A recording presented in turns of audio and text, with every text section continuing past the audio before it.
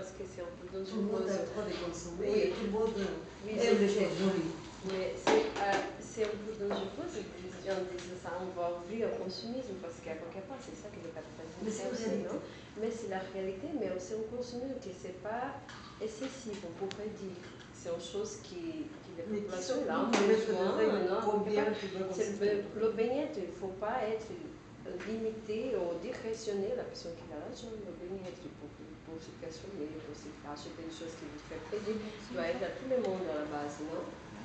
Et donc, c'est un consumisme, c'est un consumisme de besoin, je crois que c'est pour se côté, parce que c'est un peu dangereux aussi de dire, comme avec des personnes qui viennent poser des questions, mais comme ça se fait, qui trouvent maintenant, il ouvre la porte, il incentive les gens pour être consumistes, et dire, oh, ben, alors, c'est pas ça, la question c'est pas celle-là. Je crois qu'il y a des choses qui vont derrière, qui vous n'en pas vraiment, qui c'est pas qu'il ouvre le consumisme, je crois qu'il ouvre la possibilité que tous les gens aillent ce qu'ils ont envie d'y avoir, sans qu'il soit nécessaire de capiser ou de marcher au-dessous de la tête de l'autre pour se faire reconnaître ses valeurs d'argent. Donc, il y a une différence d'y avoir des choses que tu as envie et que tu as besoin, qu'un consumisme qui est excessif et qui c'est de rassembler et de faire des collections de choses qui ne sont pas nécessaires.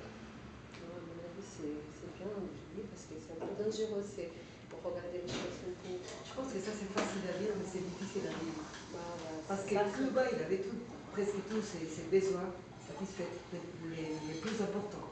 Santé, éducation, le travail, etc. Mais qu'est-ce qui se passe aussi avec la jeunesse? Ils ont besoin d'autre chose. Ils voient qu'ailleurs, les gens ont des choses, des caméras, des nattes, et puis il y a aussi l'envie d'avoir des jolies choses. Comme tout le monde, c'est naturel. Donc on ne va pas dire que seulement il faut acheter le nécessaire de façon comme des petites choses jolies. Tout le monde a envie d'avoir des jolies choses. Tout le monde travaille pour avoir de meilleures choses, etc. Pourquoi on lutte? Que tout le monde puisse avoir une possibilité de vivre mieux, d'être heureux. Pas seulement en consommant la consommation, mais que tout le monde puisse avoir une capacité de pas seulement avoir à manger, etc., mais d'autres choses, développer l'esprit, etc. Bon, la culture à Cuba, c'est un exemple. C'est un exemple. Mais il y a aussi d'autres choses. Adolescents qui vous montez en moto, des trucs comme ça aussi. C'est légitime, vouloir ce genre de choses. On ne peut pas critiquer un pouvoir qui a besoin de ça, qui a envie. Alors si le chemin c'est travailler beaucoup plus, c'est donner encore quelques satisfactions de ces gens, pourquoi? Je crois qu'il faut se méfier des parallèles. Parce que Cuba, par définition, est un pays exceptionnel. Si vous tentez des parallèles sur le comportement et le devenir des gens, vous créez des faux parallèles. Obligatoirement. Un pays qui, en pleine période spéciale, décide, comme premier investissement, de se lancer dans l'éducation, ce qui est une hérésie du point de vue politicien de chez nous et économique, investir dans l'éducation, lorsque le pays n'a rien, lorsqu'il n'y a pas d'électricité, lorsqu'il n'y a même pas de quoi manger, où est le sens de tout ça? Disons-nous ici. Heureusement que les Cubains l'ont fait, dirons-nous là-bas. Ça n'empêche pas un Cubain qui a envie de vivre, qui a envie de s'amuser, qui a envie de consommer. Je suis absolument persuadé, ce n'est pas une règle, je dis simplement une tendance sociétale. Lorsqu'il le fait avec un autre regard sur lui-même, il le fait avec un autre regard sur la société, il n'est pas prêt pour tuer pour le faire, il n'est pas le consommateur que j'ai vu dans les banlieues de Rio de Janeiro, il est juste un homme épanoui, intelligent, instruit, ou une femme, pardon, qui a envie de vivre. Ce n'est pas exactement la même chose que quelqu'un qui pense qu'il va vivre en consommant. À tel point que moi j'ai été pris plusieurs fois, et je pense que c'est symptomatique, chose qui ne m'est jamais arrivée en Europe. Si la chose m'était arrivée en Europe, je dirais parallèle. Il n'y a pas de parallèle comparable. Il m'est arrivé je ne sais pas combien de fois d'avoir affaire à un Cubain. Parce qu'à une époque, on voyageait, avec des voitures, on prenait les guinatelles en stop, on prenait les soldats, on prenait les femmes avec les bébés dans les bras, jusqu'à ce qu'on comprenne que c'est une astuce pour se faire prendre en stop de voir un bébé. On prenait les policiers, on prenait les paysans, etc. Donc on a interviewé je ne sais pas combien de personnes. Et souvent, on prenait des jeunes comme ça, qui avaient ce comportement un peu, ouais, tu veux des cigares, tu veux du rhum, tu veux du machin, tu veux des trucs. Et on pouvait discuter avec eux pendant des heures, ils avaient cette attitude comme ça, un peu, oui, je m'en fous, ah, Castro, je m'en fous, la révolution, je m'en fous, etc. Et ça ne loupait pas, parce que systématiquement, à un moment donné, on disait quelque chose, ça y est, fini de jouer. Et ça m'est arrivé, moi, une fois, j'étais avec une semaine avec un jeune homme qui m'aidait à porter la caméra, et qui, tout ce qu'il voulait, c'était d'aller voir les filles, d'aller boire du rhum, et moi, il m'énervait parce que j'étais frustré, parce que je faisais des interviews, et quand je sortais de l'interview, j'avais envie de parler de ça, comme on peut, et lui, tout ce qu'il me disait, c'est « allez, on va boire du rhum ». Et un soir, je lui dis quelque chose qui me fâche, à 9h du soir, je me souviens très bien. Et il me dit « Victor, pose la main sur la cuisse », il me dit « je t'aime bien, et c'est pour ça que je vais t'expliquer quelque chose ». Et il m'a parlé jusqu'à 2h du matin de politique. Je ne sais pas d'où c'est sorti. Jamais j'aurais pensé qu'il me fasse une leçon. Je l'ai interrompu 2 fois. Et en gros, pour résumer la soirée, il m'a expliqué pourquoi j'étais un imbécile, occidental, qui ne comprenait rien. Et plus jamais on a parlé de politique. Aujourd'hui, il habite à Paris, c'est mon meilleur ami. De temps en temps, on fait des allusions. Je sais qu'il en a beaucoup dans la tête, et je sais qu'il vit bien. Mais ce n'est pas ce que je croyais. Et je crois qu'il y a beaucoup de Cubains comme ça. À une époque, on prenait les fameuses guinetteras en stop. Moi, j'étais curieux de savoir, on les interviewait. Ça finissait, on était chez eux, chez elles, avec la famille, la grand-mère, en train de manger du riz et des haricots noirs, en train d'expliquer leur vie, etc. C'est des gens qui... Bon, il y en a, je sais, ceux qui viennent en Europe, on en parle entre nous, c'est pas exactement les mêmes. Mais je crois qu'on ne peut pas faire ce parallèle. Moi souvent, alors je vais dire un truc, je ne sais pas si ça va avoir du sens, parce que ça vient très loin de chez moi. En tant que militant en Europe, c'est pas une sinécure. J'ai vu beaucoup de camarades qui ont perdu leur vie, qui ont grillé leur vie, qui sont devenus amers, qui n'ont pas su combiner son développement personnel et son engagement politique. On en a tous en mémoire de ces camarades comme ça qui se sont fait brûler par les flammes de la politique. Et j'avais tendance à dire il y a quelques années que finalement la société nous offrait le modèle Nike, les baskets Nike aux pieds, ou le modèle sandales Viet Cong. Et entre les deux, il n'y avait rien. Et moi je dis, moi je connais des Cubains, ils vont faire la guérilla avec des Nike aux pieds. C'est-à-dire qu'ils ont réussi à garder cette joie de vivre, cette, je sais pas, cette humanité, tout en étant quand même des êtres politiques. Et c'est parce qu'on n'a pas l'habitude de les voir, ces êtres-là, pour lesquels en Europe on a du mal à les analyser, de les percevoir comme tels. Je ne sais pas si j'ai été clair. Il y a un texte qui explique ça très bien, et je crois que je l'ai trouvé sur ton site, Le Grand Soir, je ne sais plus où. Si c'est un bon texte, tu l'as trouvé là. C'est un bon texte. C'était pas vrai, c'était pas vrai. Ça s'appelle Un touriste cubain à Paris. Il est magnifique, je vous le conseille vraiment.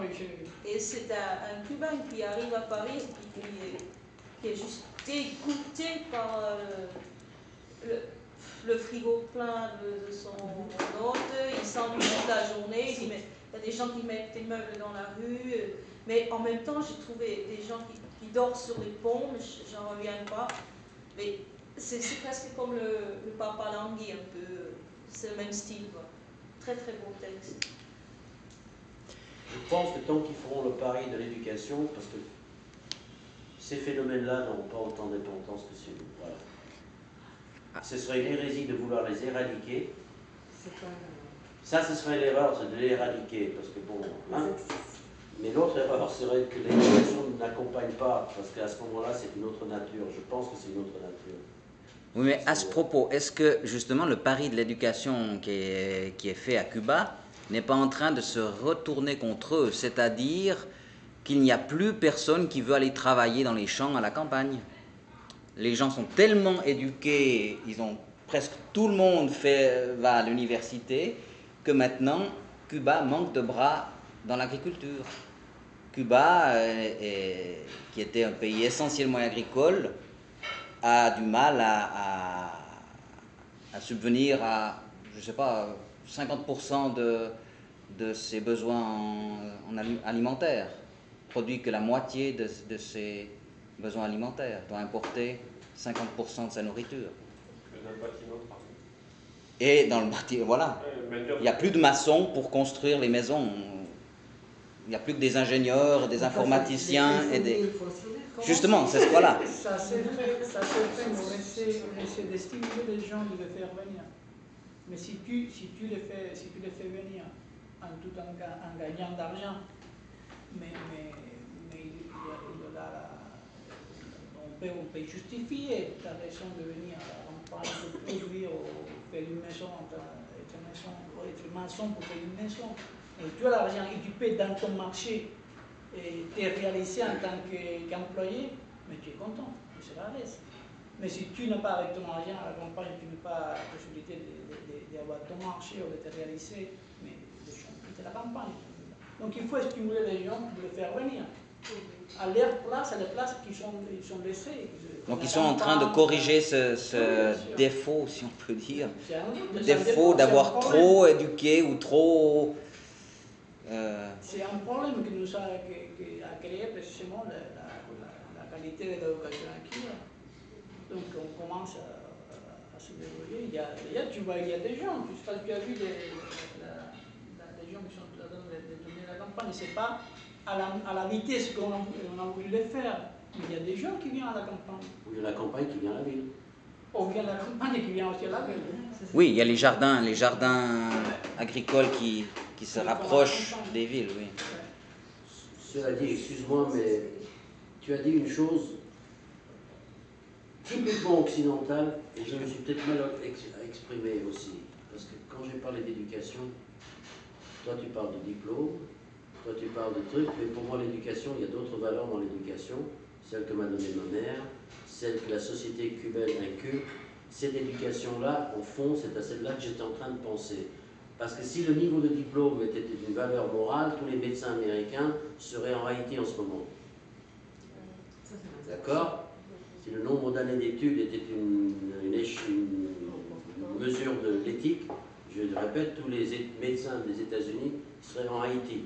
Ce n'est pas le cas. Donc quand on parle d'éducation, je ne parle pas du fait d'un ingénieur par rapport à un paysan. Je parle aussi de valeur par rapport à la vie, de respect par rapport à l'autre, etc. Je me souviens déjà en 2006, quand j'étudiais à Cuba, en tant que paysan sans terre, on a eu une discussion avec la jeunesse communiste sur ce paradoxe, parce que nous étions à Cuba en train d'étudier la médecine cubaine pour le mouvement sans terre, pour travailler à la campagne, et les gens cubains qui versaient sur la même université que nous, ils n'avaient plus envie de rentrer à la campagne. Donc c'était un peu bizarre, non? Nous deux, nous sommes à la même université, et puis on va rentrer à la campagne, et vous n'avez plus envie de rentrer. Qu'est-ce qui cloche? Pourquoi? C'est notre question. Donc, étudiants, qu'est-ce qui cloche là? Qu'est-ce qui ne va pas? Parce que nous cherchons une amélioration de notre qualité des professionnels aussi, mais aussi de la qualité humaine qui est là, et on peut amener à la campagne la même qualité de vie des gens qui habitent en ville.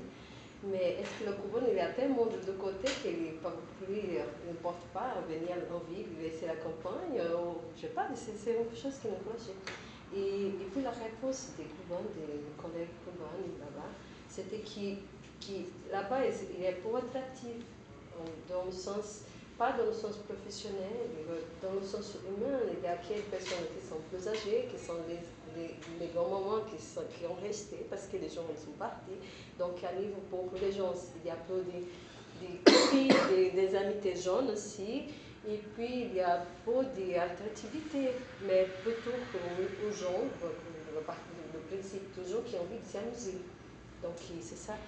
Donc, je dis en fait, mais si vous allez, tout le monde va, et bon, alors on va avoir des gens aussi pour être attractifs. Et bon, c'est ça qu'on ne comprenait pas. Et ils ont dit que si après, disons, si la distance, parce que ça qui va sur la distance entre la campagne soit moins et le transport serait moins, ça améliorerait un peu la situation. Donc ça me fait compris que pour eux, ça me déménage